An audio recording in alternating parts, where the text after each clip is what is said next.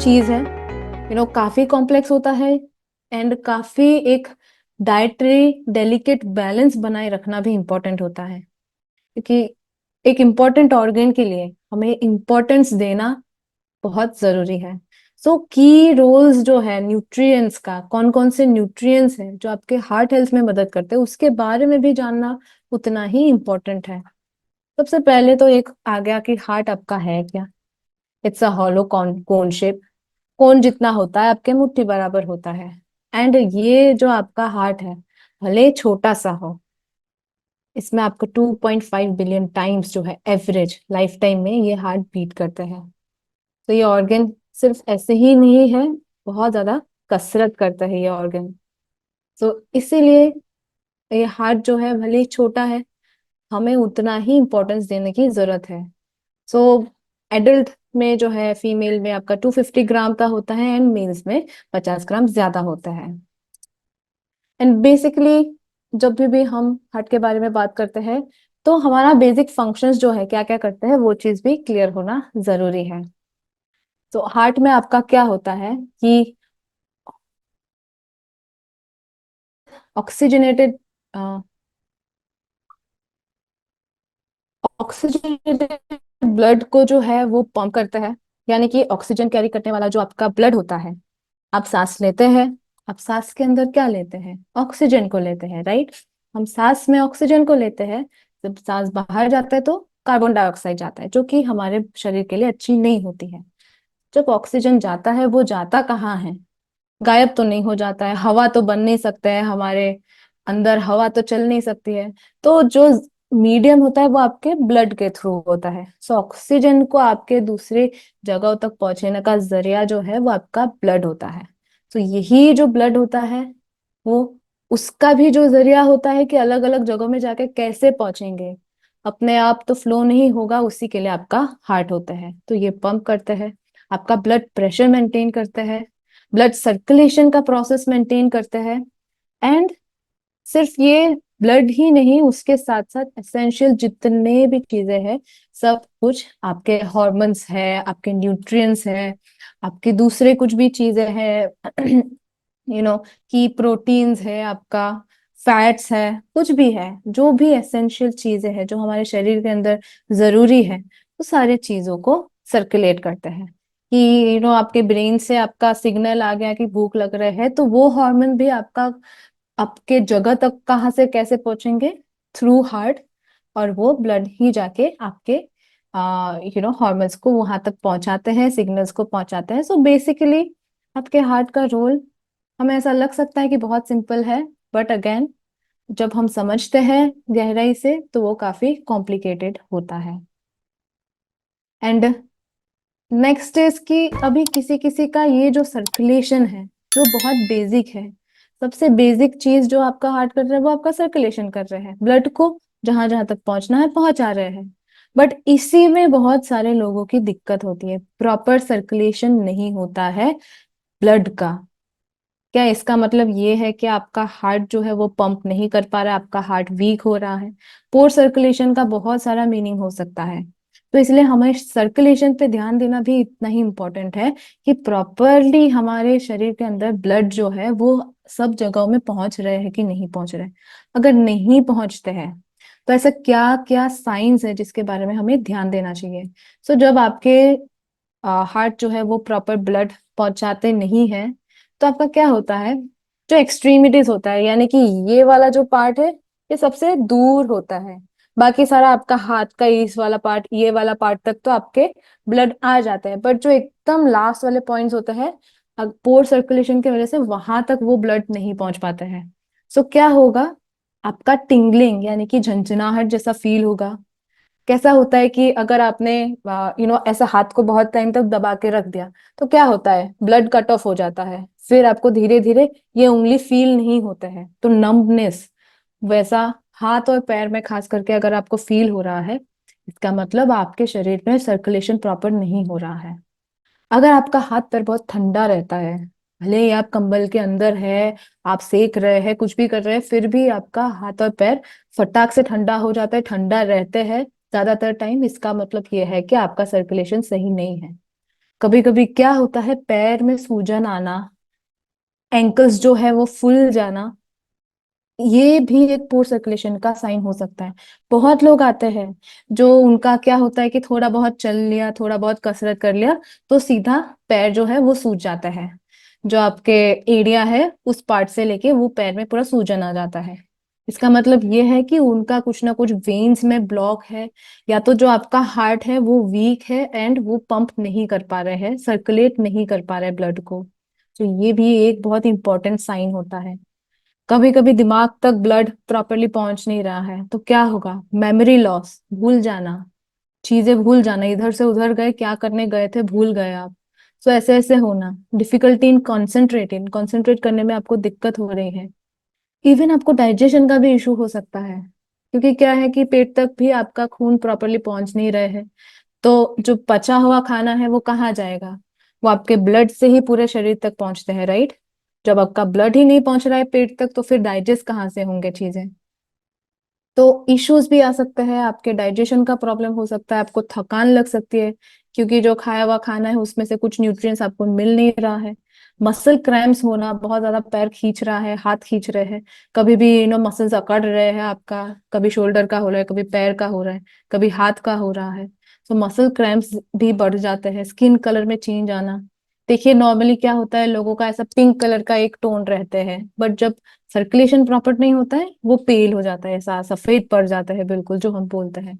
तो वैसा होना, अल्सर्स ज्यादा होना, आप भले आप तीखा नहीं खाते, भले आपका इतना एसिडिटी का प्रॉब्लम नहीं, फिर भी आपको अल्सर्स हो रहे हैं। तो ये भी आपका पोर सर्कुलेशन की वजह से हो सकता है।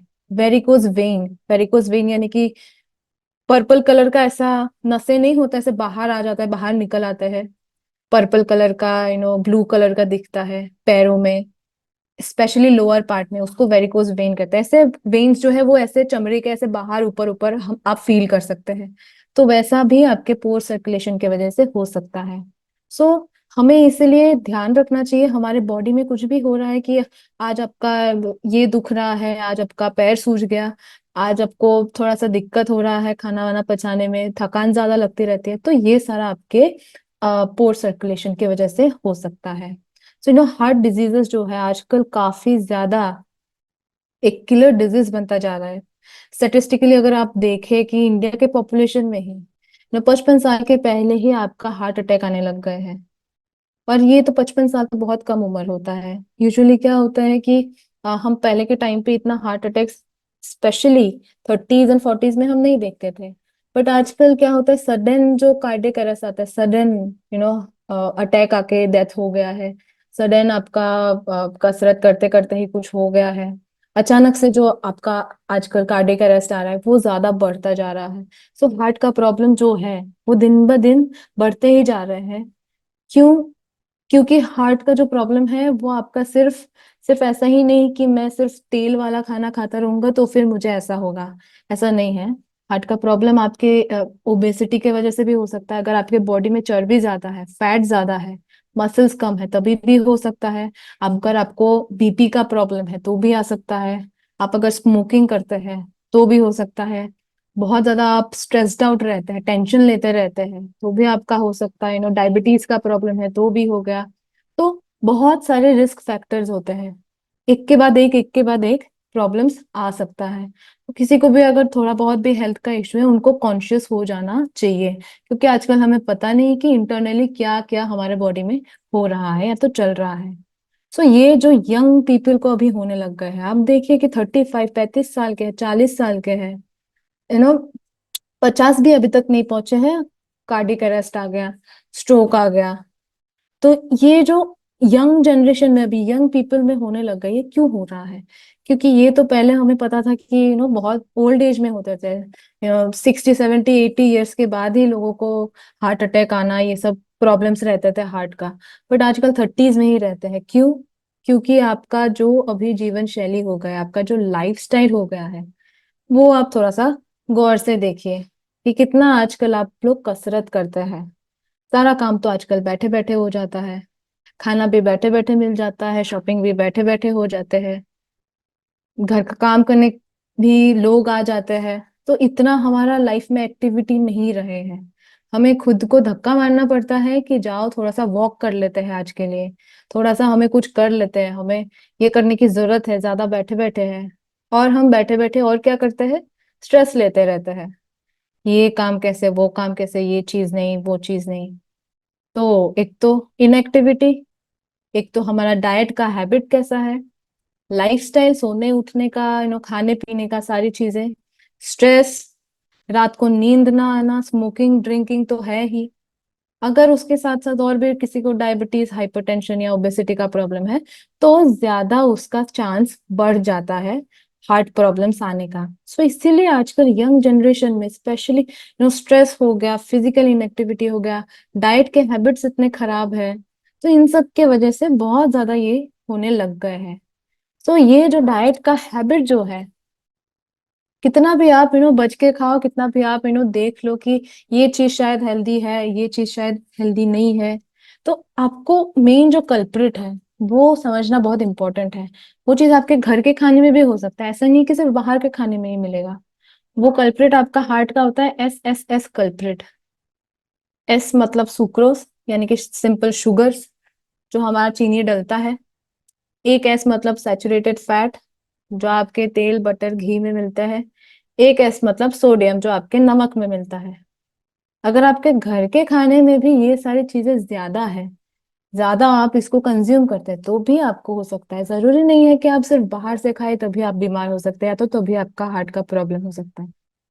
कि ज्यादातर लोग आजकल कॉन्शियस भी होते हैं, घर का खाना भी खाते हैं, बट आप घर में भी किस टाइप के इंग्रेडिएंट्स को यूज करके बना रहे हैं खाना, वो भी इम्पोर्टेंट है देखना। सो रोल ऑफ न्यूट्रिएंट्स आपके हार्ट के लिए, सबसे पहले तो हमें पता है कि ओमेगा 3 जो है वो बहुत ही इंपॉर्टेंट होता है। क्यों? ओमेगा 3 भी एक तो फैट है, बट ये जो फैट है ना, ये आपके एलडीएल कोलेस्ट्रॉल को घटाने में मदद करते हैं। एलडीएल यानी कि खराब वाला कोलेस्ट्रॉल, जो आपके हार्ट के आर्टरीज एंड वेन्स को जाके ब्लॉक कर देते हैं, जिससे आपका बीपी का इशू आ जाता है, आपका ब्लॉकेज आने लग जाते हैं अलग अलग जगहों में। तो ये एलडीएल कोलेस्ट्रॉल इसलिए हमें नहीं चाहिए बॉडी में। और ये चीज को कम करने के लिए आपके बॉडी में ओमेगा 3 का रहना बहुत इंपॉर्टेंट है।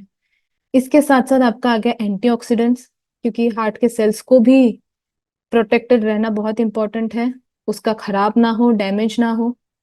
विटामिन हमें चाहिए होते हैं, जो कि बहुत क्रूशियल है। ये सब हमारा एक इक्वल पोर्शन में होना जरूरी है, कि ओमेगा 3 दिन का इतना, एंटीऑक्सीडेंट्स इतना, विटामिन जितना रिक्वायरमेंट है उतना। तो ये सारा एक बैलेंस अमाउंट में हमारे बॉडी में होना बहुत इंपॉर्टेंट है। यही न्यूट्रिएंट्स अगर आप डेली में अच्छे से कंज्यूम करते रहेंगे, तो आपका जो सपोर्ट है, जो आपको हार्ट को सपोर्ट मिलता है, वो आपका बना रहेगा। तो इससे क्या होगा कि आपका ब्लड प्रेशर जो है वो सही रहेगा, रेगुलेटेड रहेगा, कोलेस्ट्रॉल जो है वो मैनेज रहेगा। अभी कोलेस्ट्रॉल का भी प्रॉब्लम आपके इंटरनल से नहीं आता है, जो आपका खाने से आता है ना, वही कोलेस्ट्रॉल जाके हमें दिक्कत करता है। तो अगर किसी को भी कोलेस्ट्रॉल का प्रॉब्लम है, उनके खाने की वजह से वो चीज हो रहा है। उनके खाने में जो है वो कोलेस्ट्रॉल वाले खाने ज्यादा खा रहा है, कि हमारे बॉडी में अपने आप से कहीं से कोलेस्ट्रॉल आ नहीं जाता है। और जो थोड़ा बहुत बनता है वो हमारे लिए हेल्दी होता है। सो जो एक्सेस बन रहा है ना, जो एक्सेस हमारे बॉडी में प्रेजेंट है, जो आपके ब्लड रिपोर्ट में दिखता है ये बढ़ा हुआ है, वो चीज सिर्फ और सिर्फ आपके कोलेस्ट्रॉल वाले खाने के वजह से हो रहा है। सो इसीलिए ये अगर मैनेज करना है, तो उसके लिए भी आपके न्यूट्रिएंट्स होना बहुत इंपॉर्टेंट है।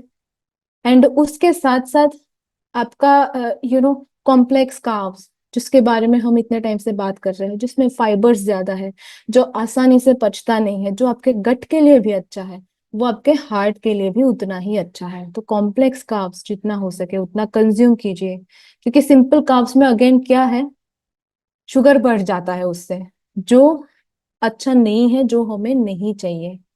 तो इसीलिए कॉम्प्लेक्स कार्ब्स को जितना हो सके उतना इंक्लूड कीजिए आप।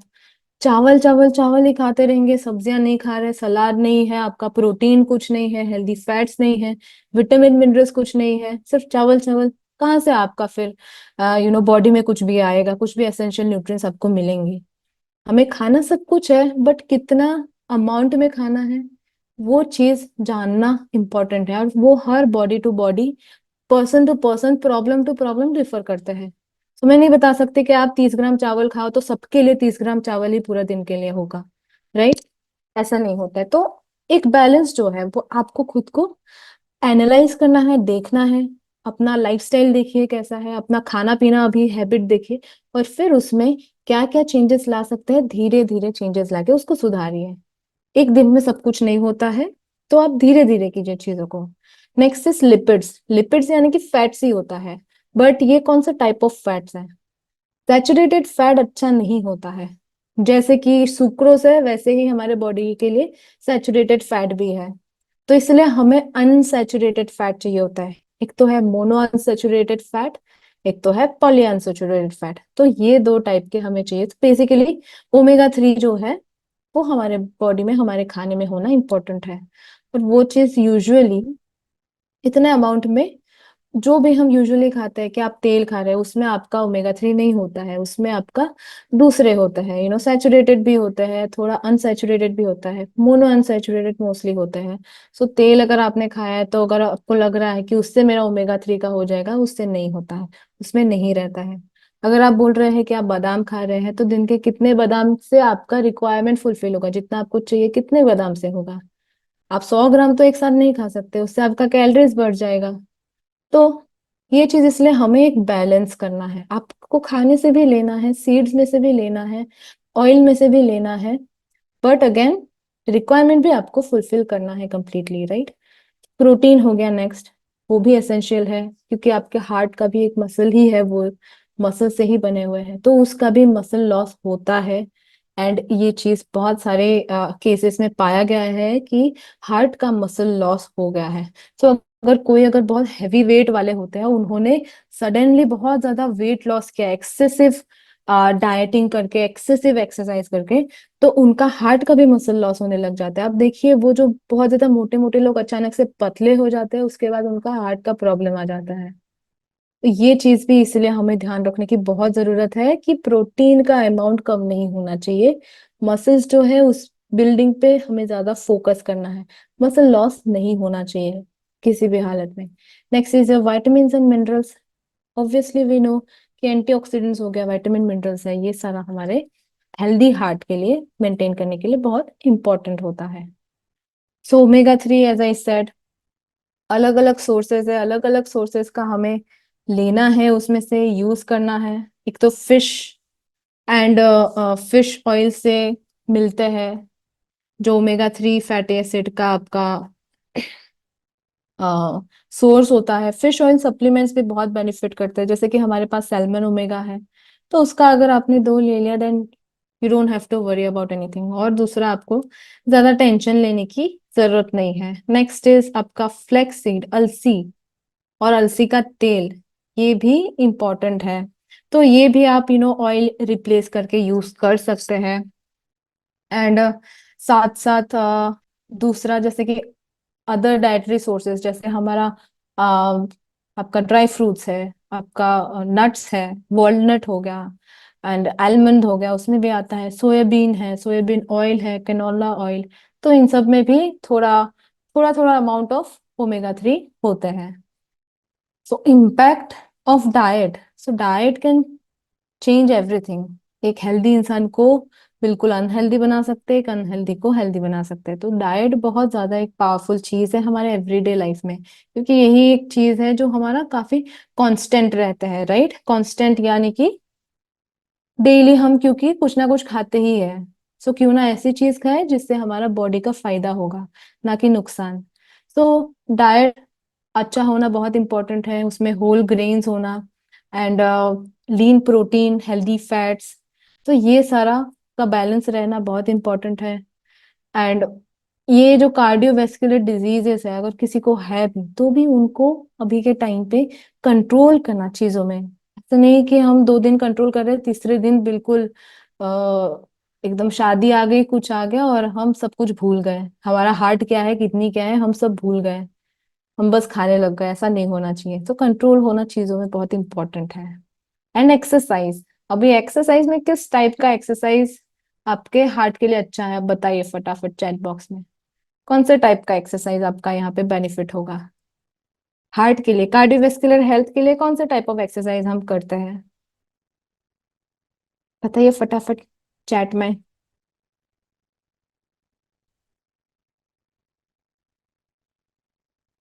जो जो एक्सरसाइज कर रहे हैं हार्ट के लिए, वो कौन सा एक्सरसाइज कर रहे हैं अभी?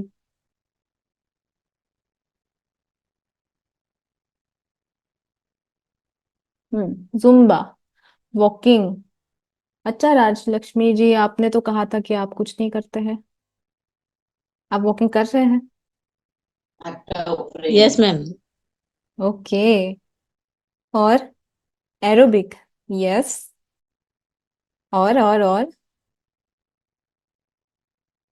और कौन से टाइप का होता है? नो, एक्सरसाइज ऐसा चीज नहीं है कि आप अनुलोम विलोम, प्राणायाम, वॉकिंग, योगा। एक चीज आप एक टर्म भूल रहे हैं, कार्डियोवेस्कुलर हेल्थ। उसी में आपका एक्सरसाइज का एक टाइप आ गया है। आप ध्यान से सुनिए उस वर्ड को। उसी में आपका एक्सरसाइज का टाइप है। कौन सा है बताइए?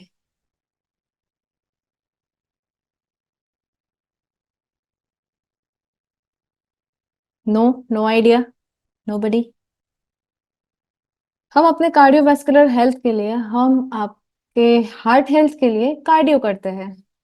कार्डियो यानी कि कौन सा एक्सरसाइज होता है जिससे हमारे दिल के धड़कनें तेज होती है, हम हाफने लगते हैं। जैसे आप वॉकिंग, वॉकिंग में आपका इतना कार्डियो नहीं होता है अनलेस आप ब्रिस्क वॉक कर रहे हैं, और वो भी लंबे टाइम के लिए।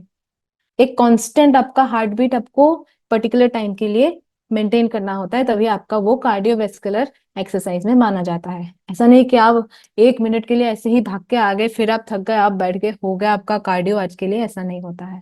कांस्टेंट आपका हार्ट बीट वो मेंटेन होना पड़ता है, राइट? सो इसलिए हार्ट के लिए हमेशा हमारा कार्डियो रहता है, कार्डियोवेस्कुलर हेल्थ के लिए।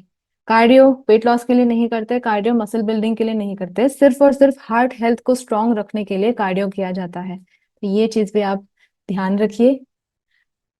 ऐसा आप एक्सपेक्ट करके मत कीजिए कि बहुत ज्यादा मैं अगर कल से भागने लग जाऊंगी तो परसों तक तो मेरा 1-2 किलो वजन कम हो ही जाएगा। वजन के लिए मत कीजिए कार्डियो। कार्डियो आपका होता है हार्ट हेल्थ के लिए, हार्ट को स्ट्रांग बनाता है आपका।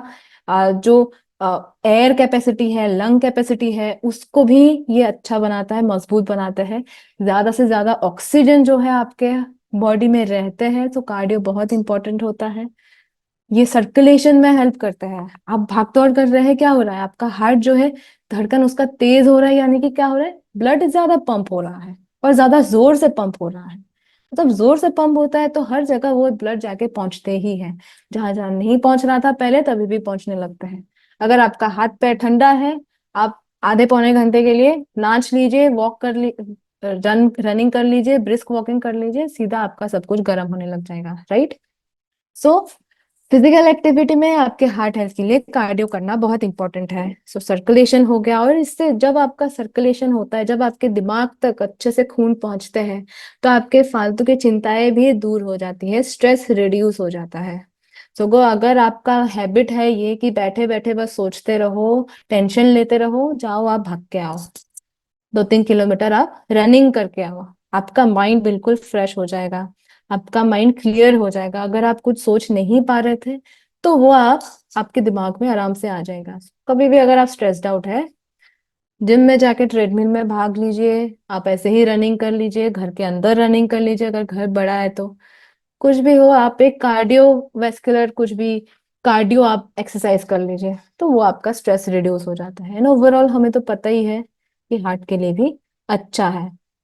स्ट्रेस मैनेजमेंट जो मैं बोल रही हूँ इतने टाइम से, स्ट्रेस लेना आपके हार्ट को भी स्ट्रेस देते हैं। सो किसी को आदत है स्ट्रेस लेने का, तो आप स्ट्रेस मैनेजमेंट क्लासेस करना स्टार्ट कर दीजिए। आप स्ट्रेस मैनेजमेंट टेक्निक्स फॉलो करना स्टार्ट कर दीजिए, अगर आपको क्लासेस नहीं करना है तो। यूट्यूब में बहुत सारे टेक्निक्स है, आपके माइंडफुलनेस है, मेडिटेशन है, आपका कंसंट्रेशन फोकस के लिए आपके एक्सरसाइजेस होता है, तो ये सब में भी आपका स्ट्रेस मैनेजमेंट होता है। अगेन, एक्सरसाइज भी करेंगे तो भी वो एक फॉर्म ऑफ स्ट्रेस मैनेजमेंट का ही टेक्निक है। तो कुछ नहीं हो रहा है तो आप एक्सरसाइज कर लीजिए, आपका मूड बूस्ट होगा, स्ट्रेस कम होगा, हार्ट भी सही रहेगा।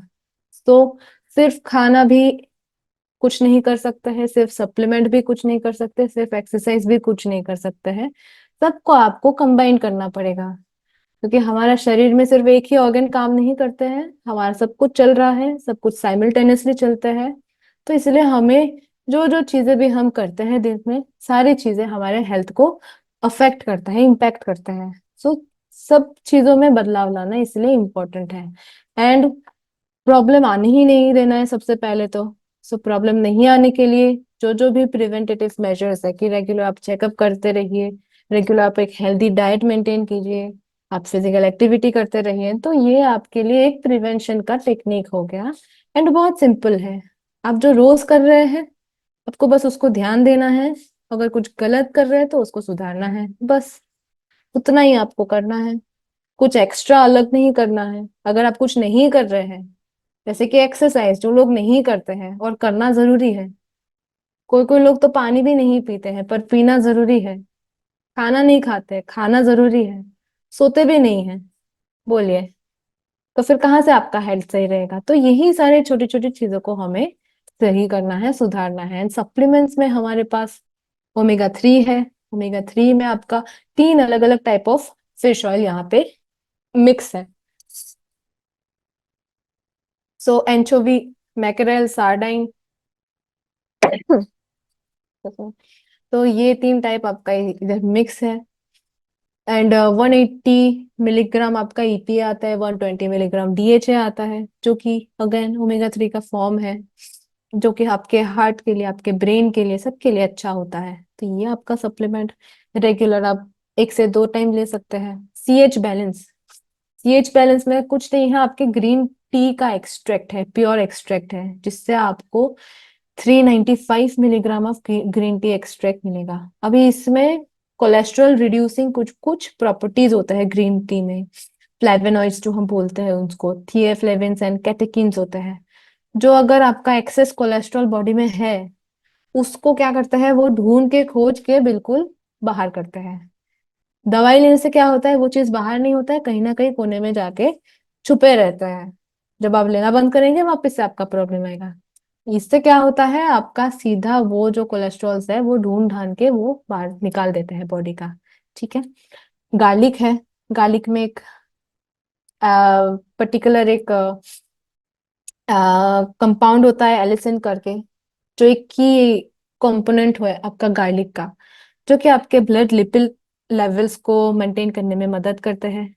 कोएंजाइम Q10, ये कुछ और नहीं है, कोएंजाइम है जो हमारे बॉडी में वैसे भी बनता है, नेसेसरी है, बट एज के साथ साथ इस एंजाइम का बनना कम हो जाता है, और इससे आपका हार्ट का प्रॉब्लम इंक्रीज होना भी चालू हो जाता है ना। आज के लाइफस्टाइल में ये एंजाइम बहुत कम ही बनने लग गया है। सो CoQ10 है, एक काफी स्ट्रॉन्ग एंटीऑक्सीडेंट है, जो कि आपके सेल डैमेज को रोकते हैं, सेल्स को प्रोटेक्टेड रखते हैं। सो आपके हार्ट के सेल्स को एनी टाइम प्रोटेक्शन बहुत जरूरी है। लिवर के लिए तो है उसके अपने अपने चीजें, हार्ट के लिए भी इसलिए होना जरूरी है। तो ये एंटीऑक्सीडेंट जो है आपके हेल्दी हार्ट फंक्शन के लिए एनर्जी प्रोवाइड करता है एंड सेल्स को भी प्रोटेक्ट करता है। काफी ज्यादा स्ट्रॉन्ग इसका एंटीऑक्सीडेंट प्रॉपर्टी है। सो CoQ10 ले सकते हैं। सो ये जो है, again as I said, supplement, diet, exercise, stress management, ये चीजें हमें कंबाइन करके हमेशा इसको ध्यान रखना है। सिर्फ एक चीज से कुछ नहीं होगा, अगर किसी का कुछ भी प्रॉब्लम है, सब में ध्यान देना इंपॉर्टेंट है। सो इन कंक्लूजन यही है कि आपका कार्डियक फंक्शन एंड न्यूट्रिएंट्स के बीच में काफी गहरा रिश्ता है। वी सॉ द रिश्ता। अभी आपको डिसाइड करना है कि आपके हार्ट को नेक्स्ट आपके लाइफ टाइम के लिए सही रखना है। अभी तो अगर रखना है तो अभी से सुधार लाना पड़ेगा, otherwise the choice is always yours. जो आपको सही लगे आफ्टर दिस नॉलेज, जितना आपको ऐसा लगता है कि इधर उधर करना चाहिए, उधर उधर आप करना अभी से चालू कर दीजिए।